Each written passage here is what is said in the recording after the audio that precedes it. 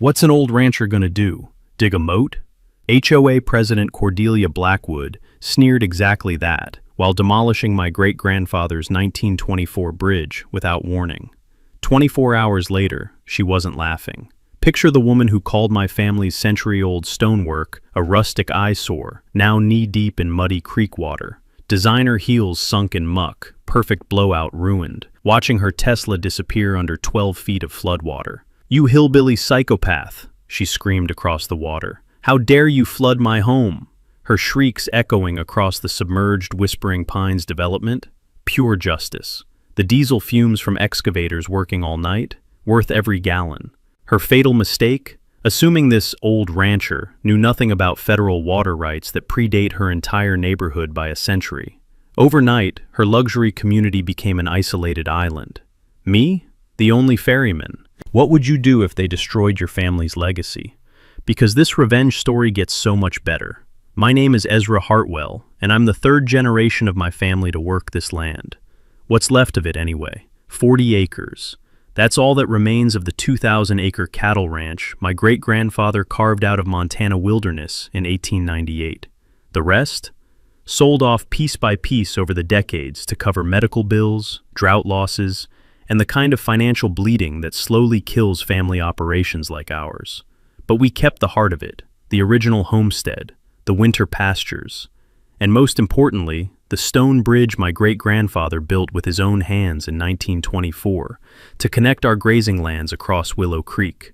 I can still smell the limestone mortar dust from his workshop, still feel the rough texture of those hand-carved stones under my fingertips. Every morning for 30 years, I'd driven cattle across that bridge, listening to the satisfying clip-clop of hooves on century-old stonework, the sound of home. That bridge wasn't just transportation. It was family DNA made visible in Montana stone, which is why when my wife Martha died 2 years ago, I'd sit on that bridge every evening, tracing the initials she'd carved there on our wedding day. EH plus MH, forever. The stone was warm from the sun, and for a few minutes, the $847,000 in medical bills didn't seem quite so crushing. Tuesday morning, 7 a.m., I'm feeding cattle when a white Tesla purrs down my gravel drive like a shark in shallow water. Out steps this blonde woman in a business suit that probably costs more than my monthly feed bill. Perfect makeup, perfect hair, the kind of person who probably has her coffee maker professionally detailed. "Mr. Hartwell? I'm Cordelia Blackwood, president of the Whispering Pines Estates Homeowners Association." Her voice carried that particular brand of condescension, reserved for anyone who owns livestock. The crisp scent of her expensive perfume clashed with the honest smell of hay and manure. "I need to discuss your bridge situation." Bridge situation. Like my family's century-old legacy was a plumbing leak. She pulled out a folder thick enough to choke a horse. "I'm afraid there's been a surveying error discovered during our recent development expansion. Your bridge actually sits within our HOA boundaries." I set down my feed bucket, metal clanging against the fence post. "Ma'am, that bridge was built 23 years before your development was even a twinkle in some city planner's eye. I understand the sentimental value," she said with a smile colder than January wind. "But community standards must be maintained. The rustic aesthetic simply doesn't align with our property values." Rustic aesthetic. She was talking about my great-grandfather's craftsmanship like it was a rusted-out pickup on blocks. That's when she handed me the violation notice. 30 days to demolish.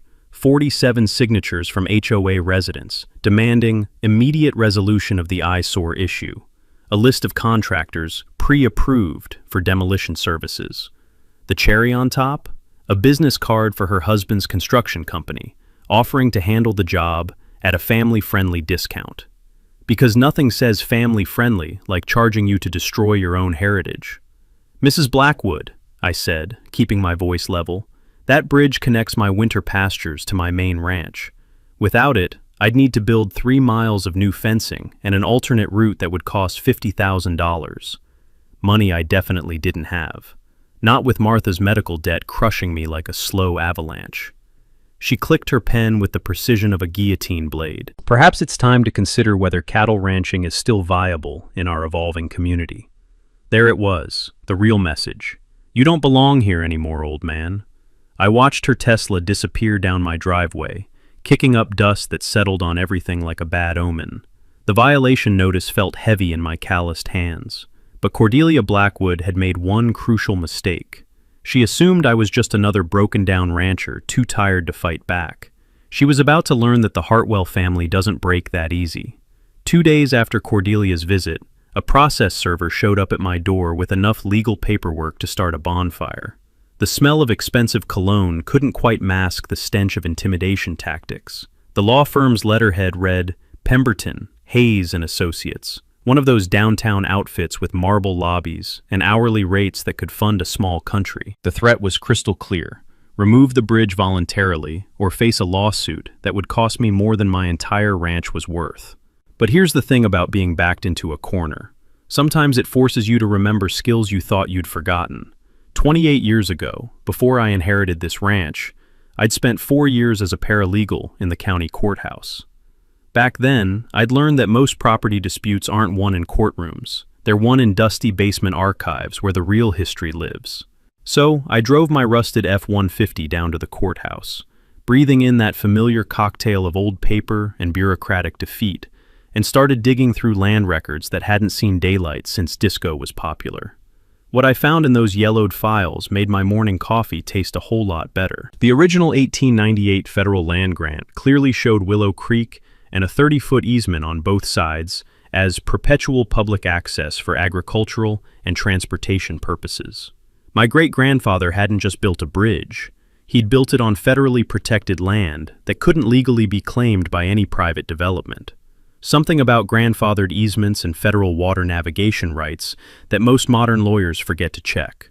Even better, the environmental impact study for Whispering Pines had somehow managed to completely ignore the existence of my bridge. You know what happens when developers file federal paperwork that omits century-old infrastructure? The whole project becomes what lawyers call potentially voidable. Fancy words for, oops, you might have to tear down everything and start over. I photocopied everything twice, then called my old Marine buddy Tucker, who'd traded his sergeant stripes for a law degree and now specialized in water rights disputes. The conversation was enlightening. Ezra, hypothetically speaking, if someone built a development that blocked federal creek access, what would happen? Hypothetically, the feds could declare the whole thing illegal and force complete reconstruction. Plus fines.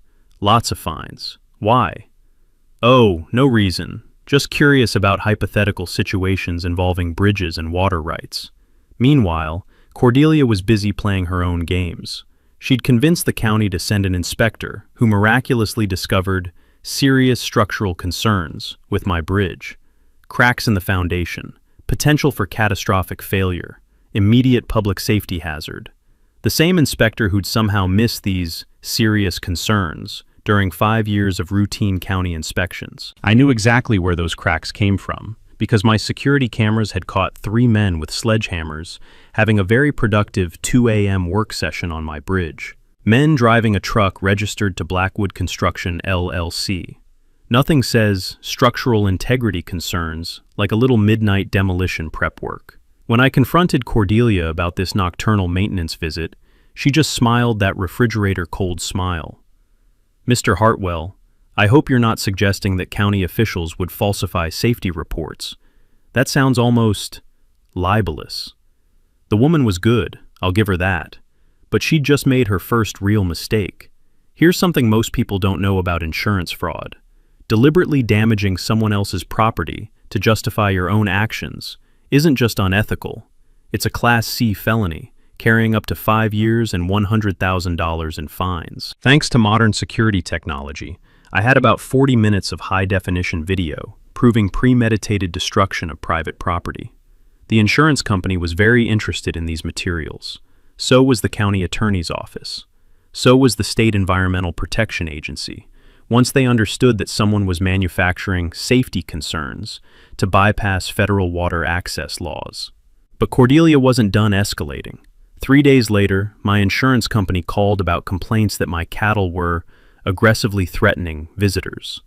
Same day, the health department arrived to investigate unsanitary conditions around my livestock operations.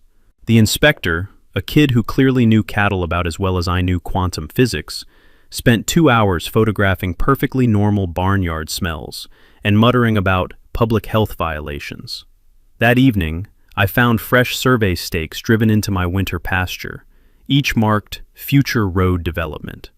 The county planning office confirmed someone had filed preliminary applications to run a service road straight through my grazing land.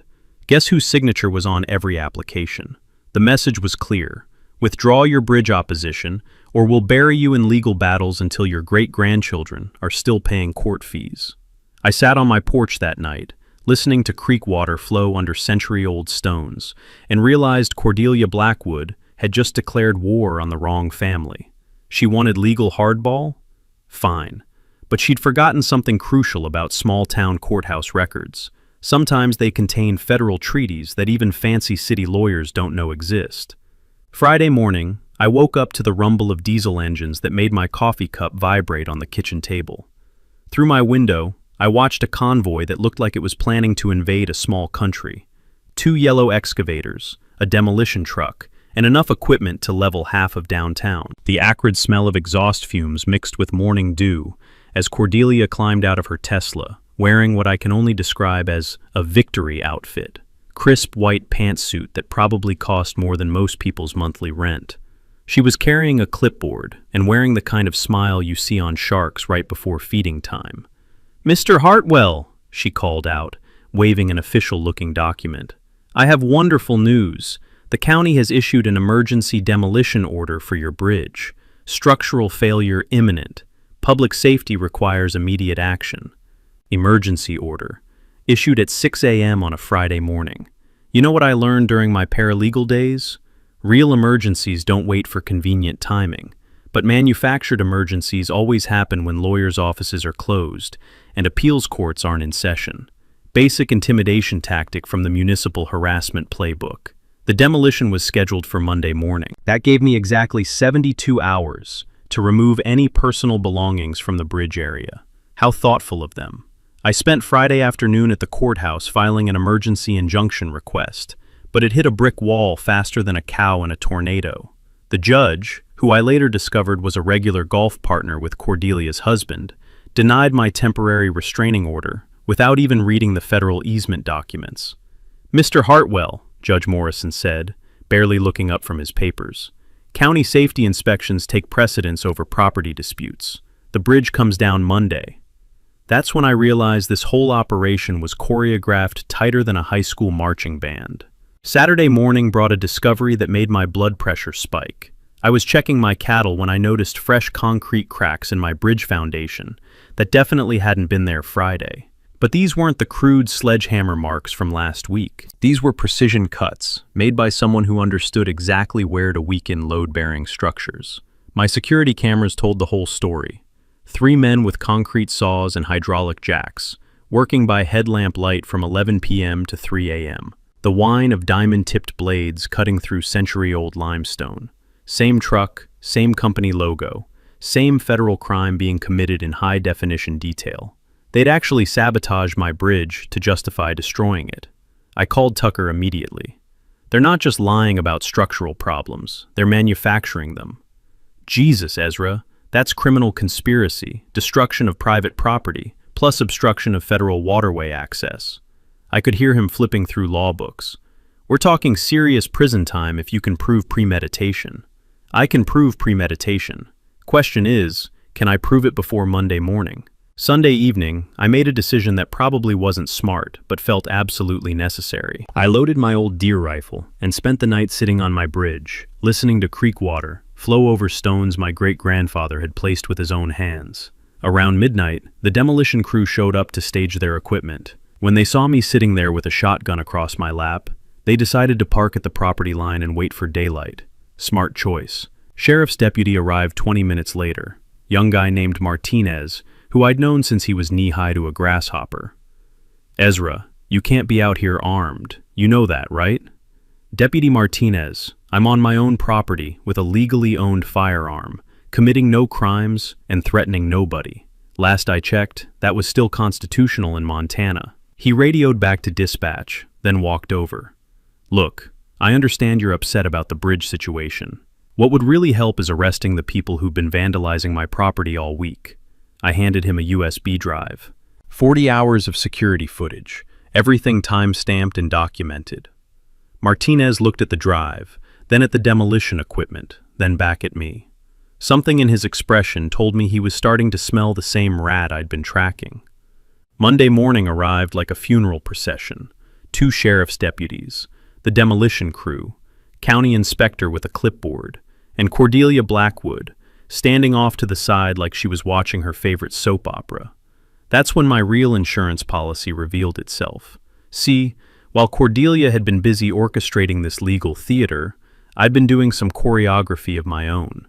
Every HOA board meeting for the past month, every private conversation between her and the county inspector, every phone call to her husband's construction company, all recorded on the wireless microphones I'd been strategically placing around her favorite meeting spots, including last night's call, where she'd explicitly discussed creating additional structural damage to justify emergency demolition before federal agencies could interfere. Sometimes the best defense is letting your enemies hang themselves with their own words. The morning after they demolished my bridge, I woke up to silence. No clip-clop of cattle hooves on century-old stone, just the hollow sound of creek water flowing where my family's legacy used to stand, mixed with the distant hum of Cordelia's victory celebration echoing across the valley. But Cordelia Blackwood wasn't content with just winning. She wanted total annihilation. Tuesday brought the first salvo of her scorched earth campaign. An anonymous health department complaint about noxious livestock odors, creating a public nuisance. The inspector, a pale city kid who probably thought milk came from cartons, spent 3 hours photographing my perfectly normal cattle operation, while breathing through his mouth like he was touring a plague ward. Wednesday morning, property tax assessors materialized unannounced to reevaluate recent improvements. 15 years of stable assessments, but suddenly my ranch needed urgent review the day after losing federal appeals. Coincidence, I'm sure.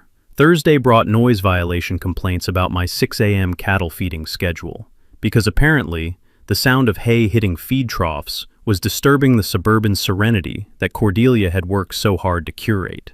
Next, they'd probably complain about roosters crowing at dawn. But Friday's attack hit where it hurt most. I was driving my feed truck down the shared access road, the same route I'd used for 30 years, when I found orange traffic cones blocking my path like a line of plastic soldiers. A fresh sign reading, "Private Road, No Through Traffic," had sprouted overnight. Cordelia stood beside her pristine Tesla, clipboard in hand, wearing a smile that could freeze Satan's coffee. "Mr. Hartwell, perfect timing. The HOA voted last night to restrict access on our private roadway. Insurance liability concerns, you understand. This road was built on a county easement in 1962, I said, tasting the metallic tang of barely controlled rage. You can't privatize public access. Actually, we can. Our legal team discovered the original easement only covered residential traffic. Commercial livestock operations require separate permits, her smile widened, which were never obtained. That's when I realized how deep this went.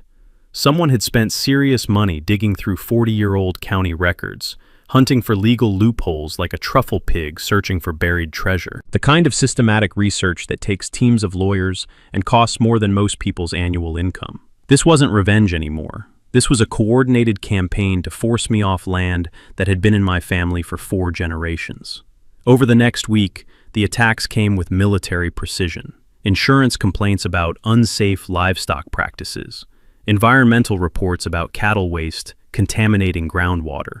Fire department notifications about improperly stored agricultural chemicals, which turned out to be standard cattle feed stored exactly like it had been for 3 decades. Each complaint triggered inspections. Each inspection required paperwork. Each form demanded fees and legal responses that steadily drained my already empty bank account. But the psychological warfare cut deeper than the financial bleeding. I'd come home to find fresh tire tracks crisscrossing my pastures, where vehicles had no business being. Security cameras caught HOA maintenance crews conducting midnight boundary surveys that somehow required driving across my grazing land with surveying equipment.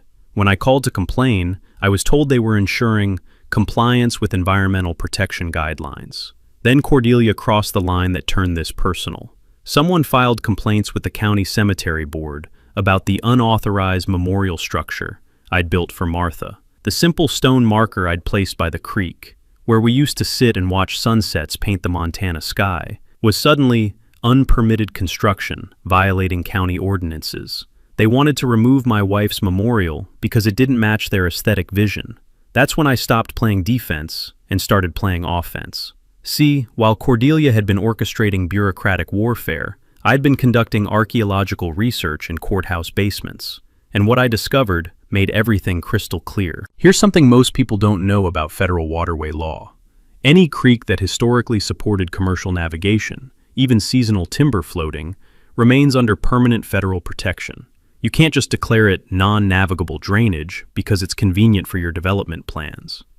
My great-grandfather's 1924 bridge wasn't just family heritage, it was documented proof that Willow Creek had supported heavy commercial traffic for over a century. Proof that the entire Whispering Pines development violated federal navigation statutes that predate Montana statehood. But the real bombshell came when I cross-referenced construction permits with original water flow maps. Cordelia's husband hadn't just built on protected federal land. He'd actually redirected the creek's natural path to maximize developable lot sizes. Environmental destruction for profit, all documented in the county's own filing system. I sat in my truck that evening, photocopied evidence spread across my dashboard like a treasure map, realizing I held documentation that could invalidate $15 million worth of luxury development and potentially send Cordelia's husband to federal prison. The question was whether I was angry enough to pull that trigger. After they'd threatened Martha's memorial, I was just getting started. That weekend, I called Tucker with the kind of urgency usually reserved for barn fires and medical emergencies. "I need you to look at something," I said, "and I need you to tell me if I'm crazy or if I just found the smoking gun that could blow this whole thing wide open." Tucker drove up from Billings Sunday morning with a briefcase full of federal water law textbooks and the kind of serious expression he used to wear when briefing missions in Afghanistan. We spread everything across my kitchen table: county maps, construction permits, environmental studies, and the yellowed 1889 Federal Navigation Survey that smelled like old leather and forgotten secrets. "Jesus, Ezra," he whispered after studying the documents for 2 hours, the papers rustling like autumn leaves as he cross-referenced dates and legal codes. "Do you understand what you found here?" What I'd found was a legal nuclear weapon disguised as bureaucratic paperwork. The 1889 Federal Rivers and Harbors Act had classified Willow Creek as a navigable waterway of commercial importance, based on its historical use for timber transportation. Back when my great-grandfather was young, lumber companies had floated logs down this creek to railroad depots 50 miles downstream. That classification was permanent, couldn't be changed by county officials or state governments. Only Congress could modify federal navigation designations, and Congress had never touched Willow Creek, which meant every single house in Whispering Pines had been built on federally protected land that was supposed to remain in perpetual public trust. But it got better, or worse, depending on whether you owned $1 million house on stolen federal land. Tucker pulled out his calculator and started running numbers that would make an accountant weep. The Federal Water Pollution Control Act requires any development within 100 feet of navigable waterways to maintain natural flow patterns and public access. Violation penalties start at $37,500 per day per structure. I counted luxury homes through my kitchen window while the morning coffee grew cold in my mug. 37 houses, all within the protected zone, all built without proper federal permits, all generating potential fines that would bankrupt small countries. "How much are we talking about total?" I asked, though I wasn't sure I wanted to know. Tucker's calculator practically started smoking from overuse. $1.4 million per day in accumulated violations, dating back to the first house built in 2019. We're looking at potential penalties exceeding $300 million. $300 million. For a development that originally cost $15 million to build. Even Vegas wouldn't take those odds. But the environmental violations were just the appetizer. The main course was even more devastating. Look at this geological survey, Tucker said, pointing to the original creek path overlaid with current property maps. They didn't just build too close to the water. They actually redirected the entire creek to create artificial lot boundaries that maximize square footage. Here's something most people don't know about federal environmental law. Artificially altering navigable waterways without Army Corps of Engineers permits isn't just a civil violation. It's a criminal offense carrying 5 to 10 years in federal prison. The kind of charges that come with personal asset forfeiture and can't be discharged in bankruptcy. Cordelia's husband could be looking at serious prison time, Tucker said quietly, plus environmental restoration costs that could reach 8 figures. That's when the beautiful irony hit me. Cordelia had spent weeks trying to prove my bridge was structurally unsound and environmentally damaging. But my bridge was the only permanent structure in this entire area that had been built with proper federal oversight and historical compliance. My bridge was legal. Her entire neighborhood was a crime scene. The environmental impact study claimed this was seasonal drainage, Tucker continued. But your bridge proves continuous year-round commercial navigation capability. That's deliberate falsification of federal documents, which meant every permit, every deed, and every insurance policy in Whispering Pines could be voided with one phone call to the EPA. I'd found the self-destruct button for Cordelia's entire world. The question was whether I had the guts to push it. Monday morning, I sat on my porch with Tucker, staring across the valley at Whispering Pines, while a plan took shape that was either brilliant or completely insane. The smell of fresh coffee mixed with morning dew, as strategy crystallized in my mind like frost on a winter windshield. You know what the beautiful thing about federal water rights is? I said, savoring coffee that tasted like victory and diesel fuel. They include something called Agricultural Water Management Authority. Tucker raised an eyebrow. Meaning what exactly? Meaning any rancher holding original navigation easements can legally redirect creek flow for livestock watering, flood prevention, and erosion control. This was something I'd learned during my paralegal days. Agricultural exemptions in federal law are broader than most lawyers realize. No permits required except from the feds themselves, and since I already hold the 1889 easement, they can't legally refuse. The plan crystallized with beautiful simplicity. If Cordelia wanted to play legal hardball, I'd give her a masterclass in rural property law. But instead of destroying her neighborhood with environmental violations that would hurt innocent families, I'd create something much more poetic. I'd turn her luxury development into an island. My first recruit was Jake Thornberry, who ran Thornberry Excavation and owed me a favor dating back to Desert Storm. Jake was the kind of guy who could move mountains if you paid him in beer and gave him an interesting challenge. When I explained what I needed, he started laughing so hard he nearly choked on his chewing tobacco. You want me to dig what amounts to a medieval moat around a modern subdivision? Technically, it's agricultural water management infrastructure designed to prevent flooding and provide livestock access to creek water. And technically, I'm just a guy with heavy equipment who doesn't ask too many questions about creative landscaping projects. Jake's grin could have powered the county. How deep we talking? Deep enough that Cordelia's Tesla becomes a very expensive boat. Next, I recruited Maggie Lane, an environmental engineer who'd moved to Montana after getting tired of fighting oil companies in courtrooms. Maggie had 2 things I desperately needed: expertise in water flow dynamics and a personal grudge against developers who cut environmental corners. You want me to design a channel system that looks completely natural, but happens to redirect an entire creek around a luxury development? She asked during our coffee meeting at Murphy's Diner, the air thick with bacon grease and small-town conspiracy. I want you to design a restoration project that returns Willow Creek to its original 1889 flow pattern, I corrected. The fact that this happens to surround Whispering Pines with water is just historically accurate environmental compliance. Maggie pulled out her laptop and started running hydraulic calculations that looked like rocket science mixed with ancient water witchcraft. The original creek bed followed a much wider meander pattern before development artificially channelized it.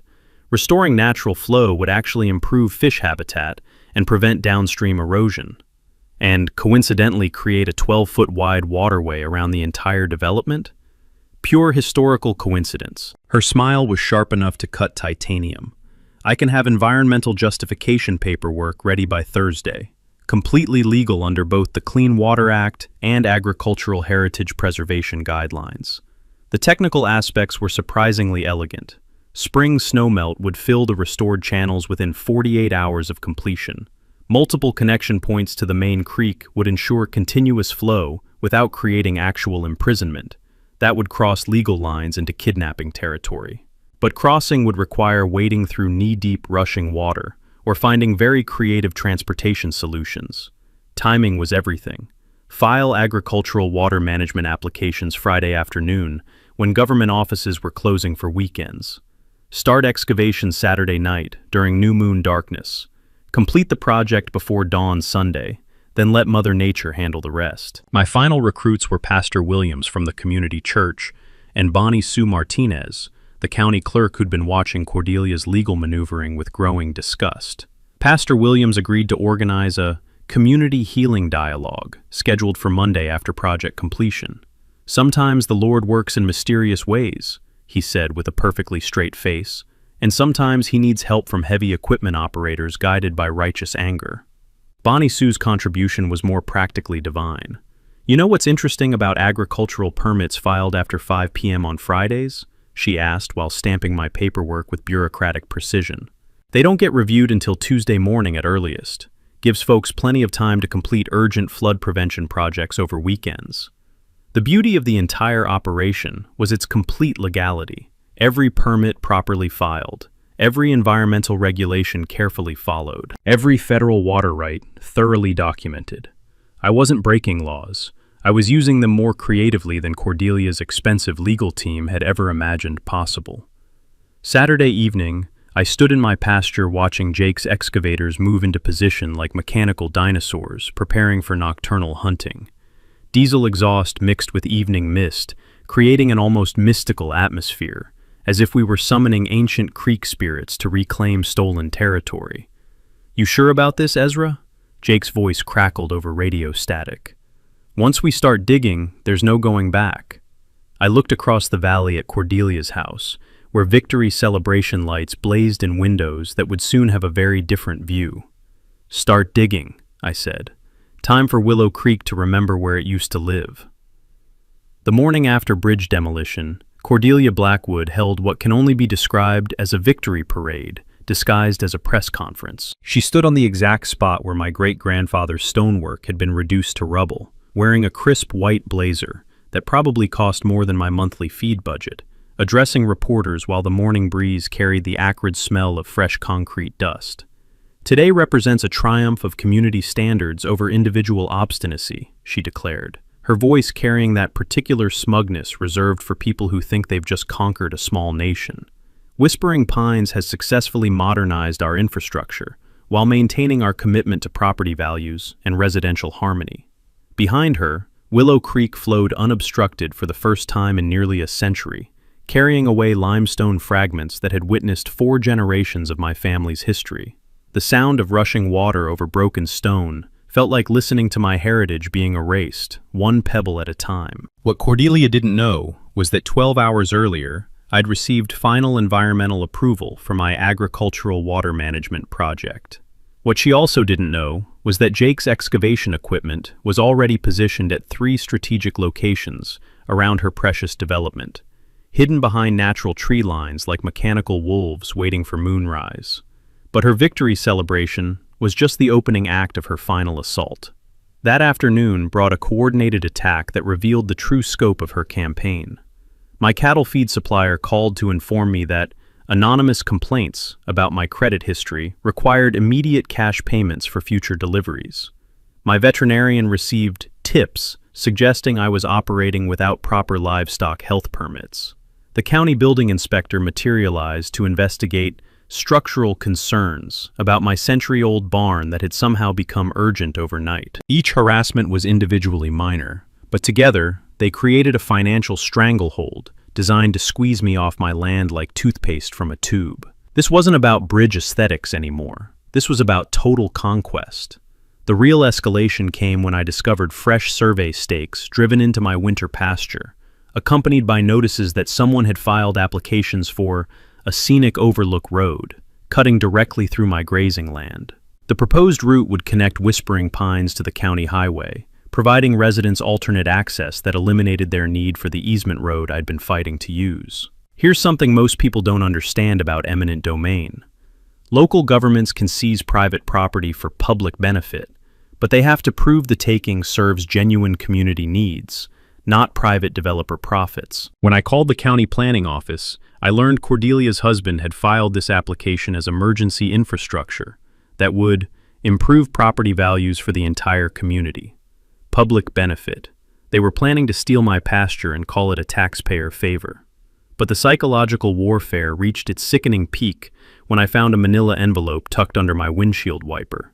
Inside were photocopies of Martha's medical bills, along with a typed note. Seems like ranch operations aren't financially viable anymore. Perhaps it's time to consider more practical alternatives before debt collectors get involved. They'd been investigating my deceased wife's cancer treatment expenses, using her final months as ammunition in their property war. The taste of copper fury filled my mouth as something cold and final settled in my chest. This had moved far beyond HOA disputes or zoning regulations. Cordelia had declared total war on everything sacred in my life, and she'd just made the fatal mistake of weaponizing my grief. While she'd been orchestrating this psychological campaign, I'd been conducting my own intelligence operation. Security cameras documented every trespass, every planted survey stake, every midnight inspection. More importantly, I'd been recording phone conversations between Cordelia and county officials, thanks to wireless microphones strategically placed around her favorite meeting spots. The recordings revealed corruption that stretched from City Hall to the courthouse, county inspector payments, judge golf partnerships, environmental study falsifications, a conspiracy designed to transfer my property to developers at distressed sale prices.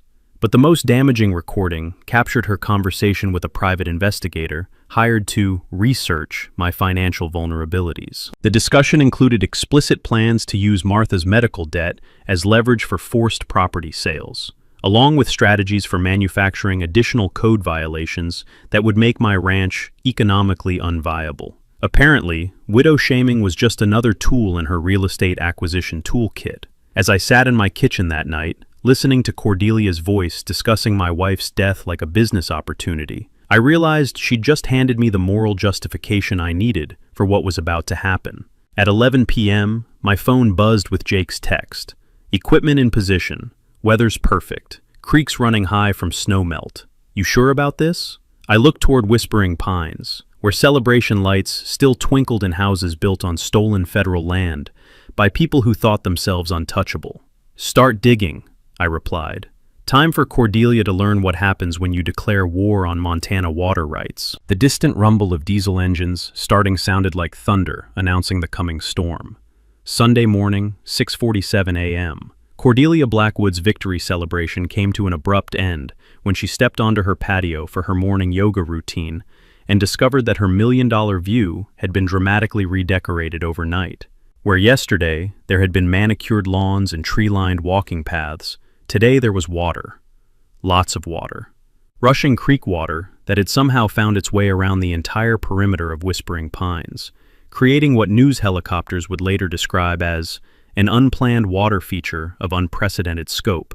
The sound that escaped Cordelia's throat was somewhere between a shriek and the noise a deflating balloon makes when you let the air out too fast. By 7:15 a.m., she was on her phone screaming at county officials while standing knee-deep in muddy creek water, her designer yoga outfit providing an amusing contrast to the rural swamp that used to be her driveway. The crisp morning air carried her voice across the water like a public address system, broadcasting pure panic. "This is illegal! This is terrorism! I demand immediate county intervention and criminal prosecution." What followed was 12 hours of the most entertaining legal theater I'd witnessed since my paralegal days. First came the emergency pump trucks, dispatched by Cordelia's husband's construction company to drain the illegal water accumulation. That lasted exactly 43 minutes, until Bonnie Sue Martinez arrived with federal water rights documentation, proving that any interference with restored natural creek flow violated the Clean Water Act. The pump operators shut down faster than a casino when the FBI arrives. Next came the sheriff's deputies, looking confused and slightly embarrassed as they tried to figure out which laws might have been broken. Deputy Martinez spent an hour examining my permits while Cordelia ranted about environmental terrorism and criminal conspiracy. When he determined that every excavation had been properly documented and legally justified, Cordelia's volume increased to levels that probably violated noise ordinances. "You can't just dig a moat around someone's property," she screamed at the gathered officials. "Ma'am," Deputy Martinez replied with the patience of a man who dealt with his share of unhinged HOA presidents. "According to federal water rights law, he can redirect creek flow for agricultural purposes on land where he holds historical easements, which he does." The beautiful irony wasn't lost on anyone present. Cordelia had spent weeks arguing that my bridge violated environmental regulations. Now, I'd solved that problem by restoring the creek to its original 1889 flow pattern, which happened to isolate her development more effectively than a medieval siege. By afternoon, Cordelia had escalated to hiring private attorneys, who arrived in 3 black SUVs like they were planning to invade a foreign country. They spent 2 hours taking photographs, measuring water depth, and conducting what they called preliminary injunction research. The lead attorney, a sharp-suited man from Billings who probably charged more per hour than most people earned per week, held an impromptu press conference that attracted every news outlet within 50 miles. "This represents a clear case of harassment through abuse of agricultural exemptions," he declared, sweat beading on his forehead despite the cool mountain air. "Mr. Hartwell has weaponized federal water law to create what amounts to unlawful imprisonment of an entire community." What he didn't mention was that multiple temporary bridges could easily be constructed to provide access. What he also didn't mention was that his law firm was already under federal investigation for environmental permit fraud in 3 separate cases. But Cordelia's desperation reached its peak when she attempted something that crossed the line from legal hardball into actual criminal behavior. Tuesday evening, my security cameras caught her husband's construction crew attempting to dynamite the creek channels I'd excavated. Not just fill them in, actually blow them up with enough explosive force to permanently alter the natural watershed. The kind of environmental destruction that carries federal prison sentences measured in decades. Deputy Martinez arrived in time to stop the detonation, but not before collecting enough evidence to file federal charges for attempted destruction of protected waterways. Watching Cordelia's husband getting handcuffed while she screamed about selective prosecution was almost worth the months of harassment I'd endured. The media circus that followed turned Whispering Pines into a tourist attraction. People drove for hours to see the Moat Ranch, taking photos and buying t-shirts from enterprising locals who'd set up roadside stands. The irony of Cordelia's property becoming famous for all the wrong reasons wasn't lost on anyone. Thursday brought the final, desperate gambit. Cordelia hired a helicopter to airlift supplies to trapped residents, apparently believing this would generate sympathy for her cause. Instead, it created viral social media content, as luxury homeowners were filmed being rescued from their own driveways, like survivors of a natural disaster they'd created through their own arrogance. By Friday, environmental groups were hailing the creek restoration as a model for natural habitat recovery. Federal officials announced plans to study the project for potential replication in other areas. Property values in the surrounding area actually increased as wildlife returned to restored wetlands. Cordelia's war against one old rancher had backfired so spectacularly that she'd accidentally created the environmental victory she'd spent years trying to prevent. Sometimes the best revenge is letting your enemies destroy themselves while you provide the shovel. 2 weeks after the Great Moat Incident, as local newspapers had dubbed it, County Commissioner Janet Walsh called an emergency public meeting to address what she diplomatically termed the ongoing water management situation. The Riverside Community Center hadn't seen crowds like this since the 1987 championship basketball game. Every seat was filled, with standing room only stretching to the back walls. The air was thick with tension, coffee breath, and the kind of small-town electricity that happens when neighbors are about to settle scores in public. On one side sat Cordelia Blackwood and her supporters, perfectly coiffed HOA residents who looked like they dressed for a country club dinner rather than a municipal hearing. On the other side, ranchers, farmers, and longtime residents wearing their best jeans and expressions that suggested they'd come to watch a hanging.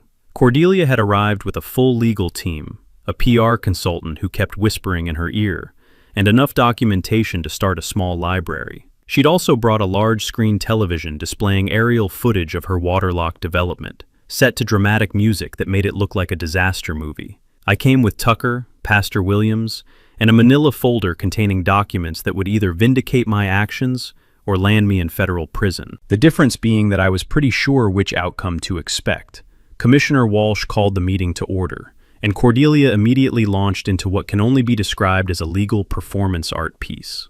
Ladies and gentlemen, what you see before you represents the most egregious abuse of agricultural exemptions in Montana history, she declared, gesturing toward the aerial photos like a prosecutor presenting murder evidence.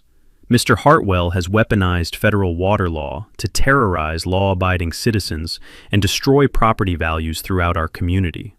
Her lawyer played video testimony from trapped residents describing the trauma of wading through knee-deep water to reach their driveways. One woman claimed she'd been forced to cancel her book club because guests couldn't navigate the hazardous water barriers surrounding her home. The performance might have been compelling, if not for several inconvenient facts that emerged during cross-examination. When Commissioner Walsh asked about the environmental impact studies for Whispering Pines, Cordelia's lawyer suddenly developed a case of selective amnesia. When pressed about federal navigation rights dating to 1889, he claimed those laws were archaic and irrelevant to modern development.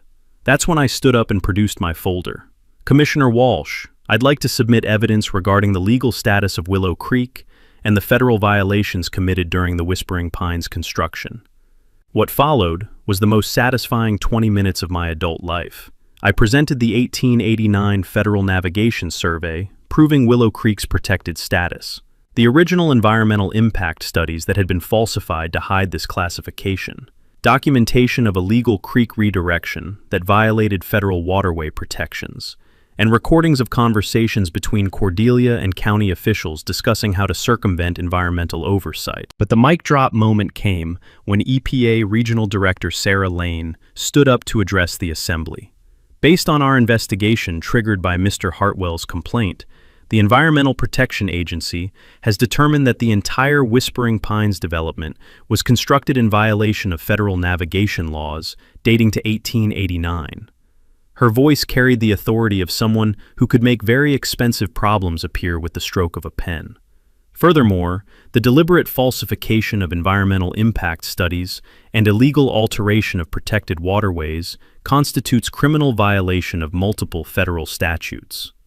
The silence in that room was so complete you could hear someone's stomach gurgling 3 rows away.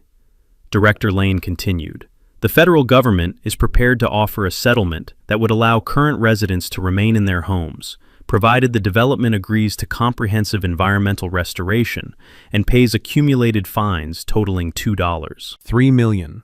Cordelia's face went through several color changes that probably aren't found in nature. Her lawyer started frantically shuffling papers like he was looking for an escape clause in the laws of physics.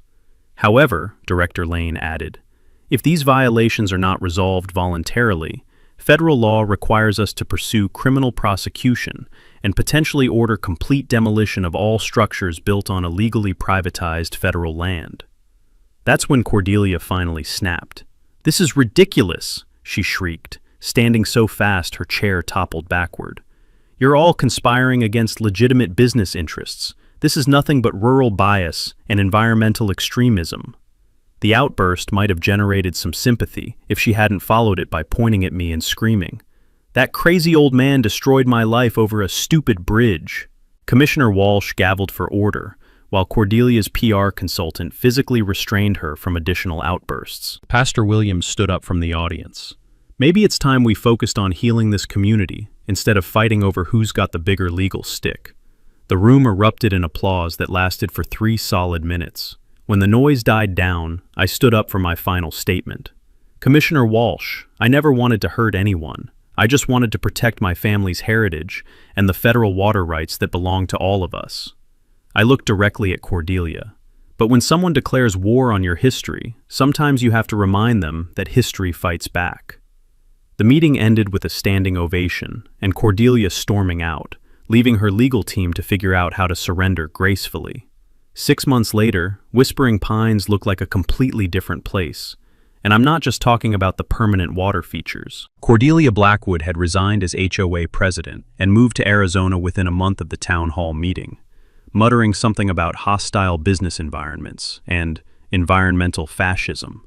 Her husband's construction company had paid $1.8 million in federal fines and agreed to serve as the poster child for how not to develop near protected waterways. The new HOA board, led by residents who'd grown tired of Cordelia's authoritarian management style, voted unanimously to fund reconstruction of my family's bridge. But this wasn't just any bridge. They hired craftsmen who specialized in historical restoration to rebuild it exactly as my great-grandfather had designed it in 1924, using traditional limestone masonry and hand-forged ironwork.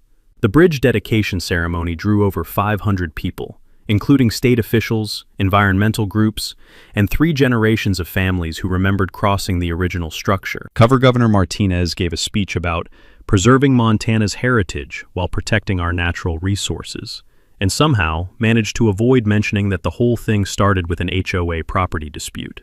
The environmental impact turned out to be even better than Maggie Lane had predicted. The restored creek channels created natural spawning habitat that brought native trout back to Willow Creek for the first time in 30 years. University researchers established a permanent field station on my property to study what they called agricultural water management as environmental restoration. The economic impact surprised everyone. Tourism to the famous Moat Ranch generated enough revenue for me to pay off Martha's medical debt and establish the Martha Hartwell Memorial Scholarship for students pursuing agricultural or environmental studies. Local businesses reported their best year in decades as visitors came to see the bridge, the restored creek, and what the travel magazines called Montana's most photogenic water feature. But the real healing happened in ways that couldn't be measured in dollars or tourist numbers. The annual Bridge Festival became a celebration of community cooperation, with former HOA adversaries working alongside ranchers to maintain trail systems and wildlife habitat. Local school children take field trips to learn about water rights, environmental stewardship, and what happens when communities work together instead of fighting each other. Property values throughout the area actually increased as the restored wetlands attracted wildlife, and the historic bridge became a regional landmark. The same people who'd signed petitions to demolish my eyesore were now bragging to visitors about their proximity to authentic Montana heritage. Jake Thornberry parlayed his excavation expertise into a thriving business specializing in agricultural water management and environmental restoration. He jokes that he's the only contractor in Montana whose business card features a moat, but the work is serious, helping ranchers and farmers implement water conservation projects that benefit both agriculture and wildlife. The federal investigation that started with my complaint expanded into a statewide review of environmental compliance in rural development. 16 other projects were found to have similar federal violations, generating enough fines to fund environmental restoration work across 3 counties. Cordelia's former mansion now houses the Willow Creek Environmental Education Center, where visitors can learn about water rights law, natural habitat restoration, and the importance of community cooperation in environmental protection. The irony of her home becoming a monument to everything she'd opposed wasn't lost on anyone, though we try to be diplomatic about it during public tours. Every morning, I still drive cattle across that bridge, listening to the familiar sound of hooves on stone, while creek water flows beneath exactly as my great-grandfather intended. The carved initials from 3 generations of my family are now joined by EH 2025. My small addition to a legacy that almost ended with a demolition order.